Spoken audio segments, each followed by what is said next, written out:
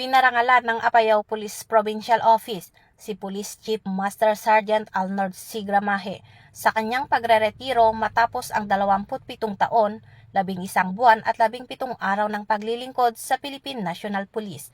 Isinagawa ang seremonya na tinaguri ang Salamat Kapatid Program noong Agosto 29, 2025 sa Camp Governor Elias K. Bulot Senior and Training Center sa Santa Lina, Luna, Apayao.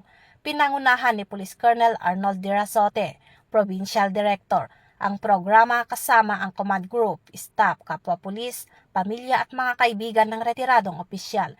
Ipinagkaloob kay PCMS Gramaje ang plaque, memento, medalya ng paglilingkod, retirees ID at ATM, habang binigyan din ng bouquet at certificate of appreciation ang kanyang pamilya bilang pagkilala sa kanilang suporta. Sa kanyang mensahe, nagpasalamat si PCMS Gramaje sa PNP at Apayao PPO sa paghubog sa kanya bilang marangal na lingkod bayan. Binasa ni Police Major Bernie Bisuaga ang retirement order habang pinangunahan ni Police Lieutenant Leslie N. Pedling ang pagbasa ng Retirement of the PNP Badge. Tinapos ang seremonya sa pamamagitan ng casing of the badge na pinangunahan ni Police Colonel Razote at huling saludo ni PCMS Gramaje na sumisimbolo sa marangal na pagtatapos ng kanyang serbisyo.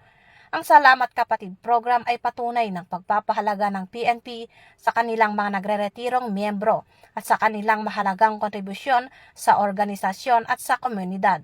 Mula dito sa probinsya ng Apayao, akong yung PNN Correspondent, Patrolwoman Jesly Sabado, alagad ng batas, taga-taguyod ng Balitang Pulis.